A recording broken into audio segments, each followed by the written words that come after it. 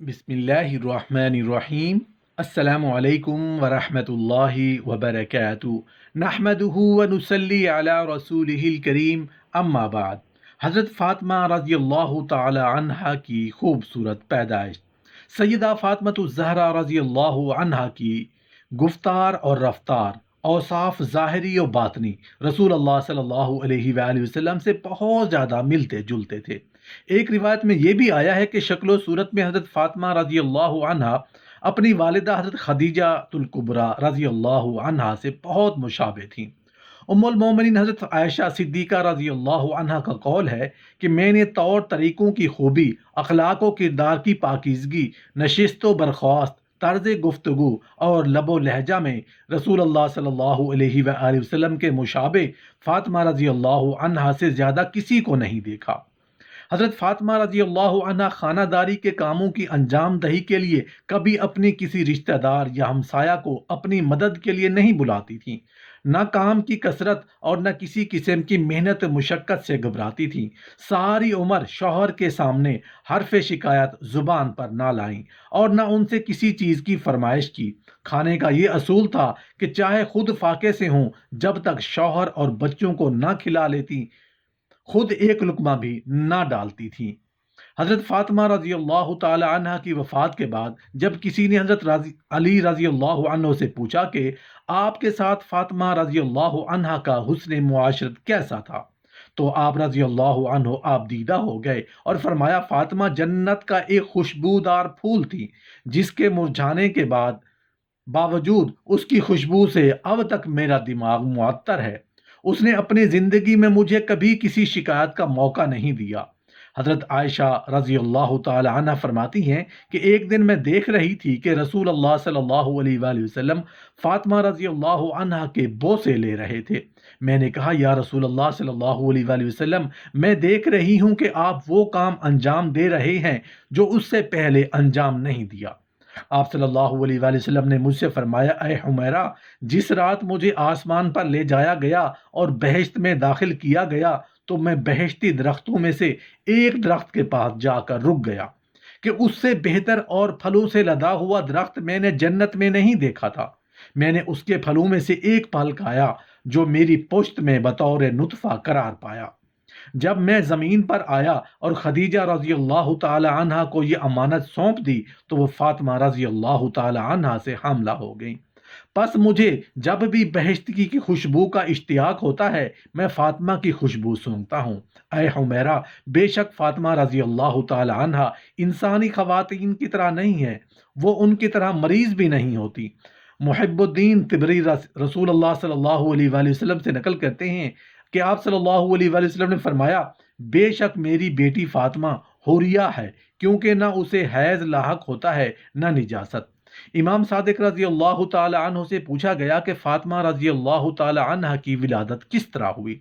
فرمایا، جب رسول اللہ صلی اللہ علیہ وآلہ وسلم نے خدیجہ رضی اللہ تعالی عنہ کے ساتھ شادی کی تو مکے کی خواتین نے ان سے دوری اختیار کر لی اور ان سے ملنے نہ جاتی، انہیں سلام نہ کرتی اور کسی عورت کو بھی جناب خدیجہ رضی اللہ تعالی عنہ کے دیدار کے لیے نہ جانے دیتی۔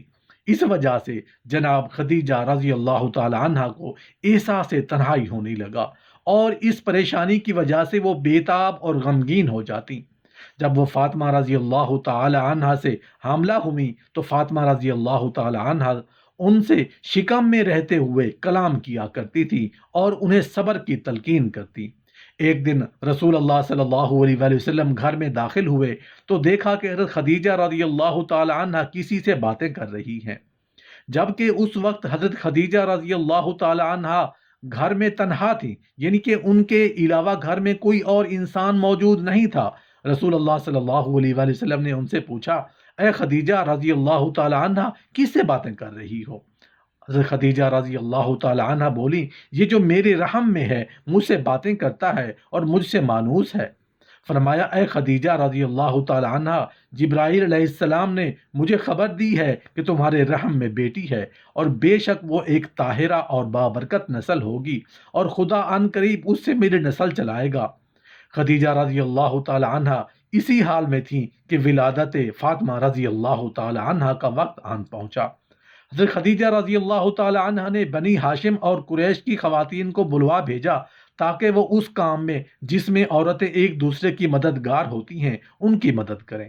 انہوں نے حضرت خدیجہ رضی اللہ تعالی عنہ کے لیے پیغام بھیجا، آپ نے ہماری بات پر کان نہ دھرے اور ہماری بات کو سنا کر دیا اور یتیم ابی طالب کے ساتھ شادی رچا لی جو کہ فقیر تھا اور جس کے پاس کوئی مال نہیں تھا، سو اب ہم بھی تو نہیں آئیں گی اور تیرے کسی کام میں مدد نہیں کریں گی۔ حضرت خدیجہ رضی اللہ تعالی عنہ اس وجہ سے غمگین ہو گئیں۔ عین اسی عالم میں دیکھا کہ 4 بلند قد گندمی رنگ کی خواتین ان کے سامنے کھڑی ہیں، گویا یوں لگتی تھیں کہ بنی ہاشم سے ہیں۔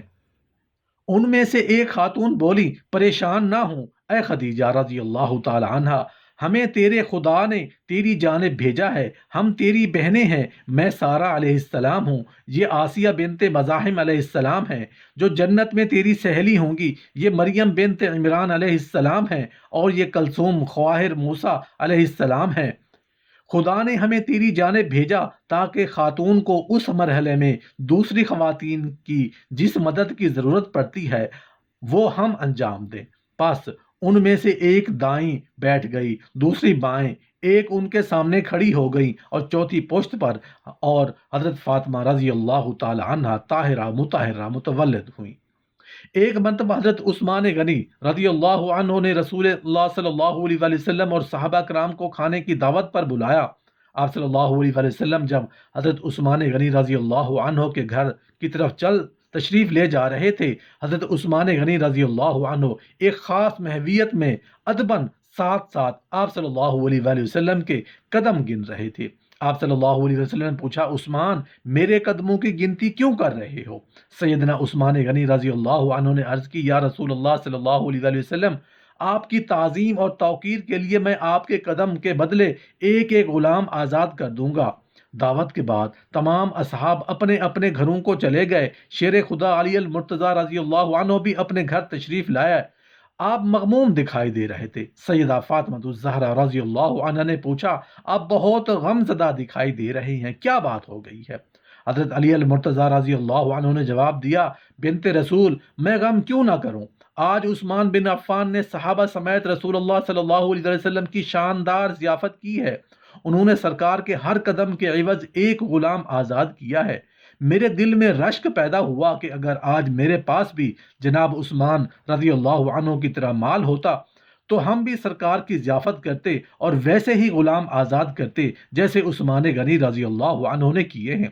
سیدہ فاطمہ الزہرا رضی اللہ عنہ نے حضرت علی المرتضیٰ رضی اللہ عنہ کی خدمت میں عرض کی، سرتاج، حزن و ملال چھوڑیے، اپنا دل چھوٹا نہ فرمائیے اور آپ بھی حضور کو کھانے کی دعوت دے آئیں تاکہ ہم بھی ویسی ہی ضیافت کریں جیسی عثمان بن عفان رضی اللہ عنہ نے کی ہے۔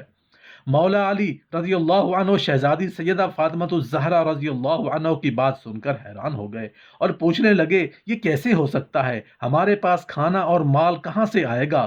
سیدہ فاطمہ الزہرا رضی اللہ عنہ نے کہا، سرتاج، آپ اللہ رب العزت کی ذات پر توکل کریں، وہ سب سبب بنا دے گا۔ جلدی جائیے، رسول اللہ صلی اللہ علیہ وآلہ وسلم کی تشریف آوری کی برکت سے سب کچھ ہو جائے گا۔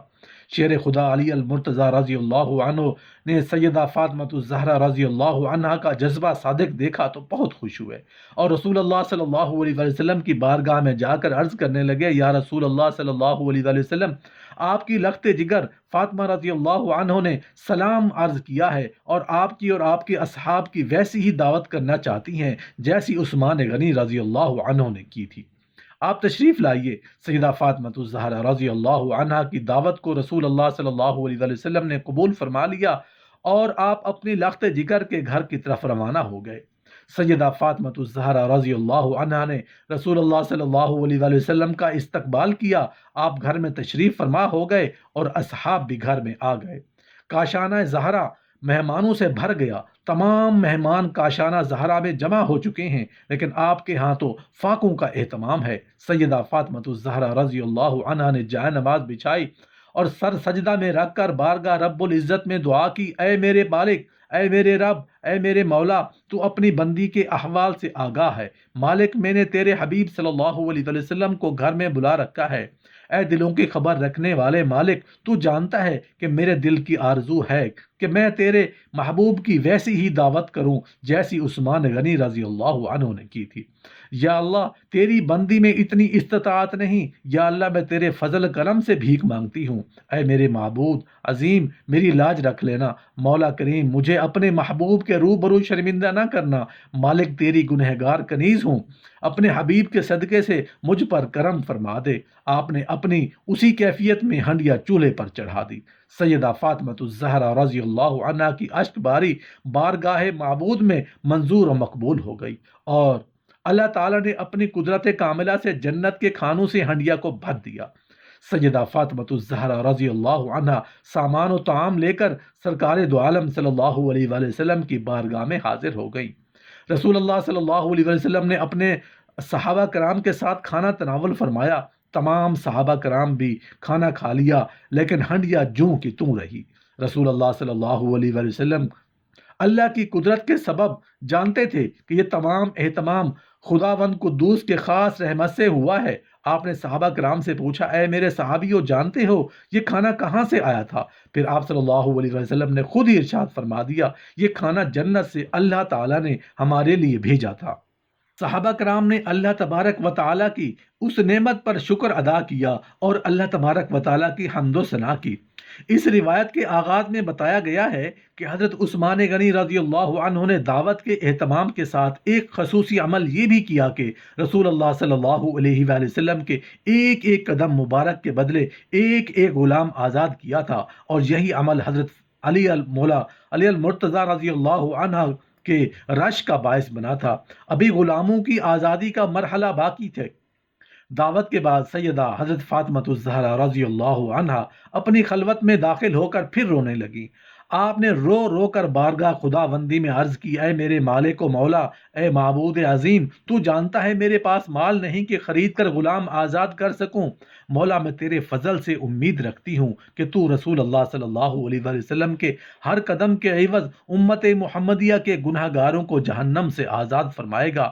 سیدہ فاطمۃ الزہرا رضی اللہ عنہا دعا سے فارغ ہوئیں، ادھر حضرت جبرائیل امین علیہ السلام بارگاہ رسالت رسول اللہ صلی اللہ علیہ وآلہ وسلم میں حاضر ہو گئے، اور رسول اللہ صلی اللہ علیہ وآلہ وسلم کو اللہ رب العزت کا پیغام دیا کہ آپ کی لخت جگر نے اللہ رب العزت سے مناجات کی کہ آپ کے ہر قدم کے عوض ایک گنہگار جہنم سے آزاد کیا جائے۔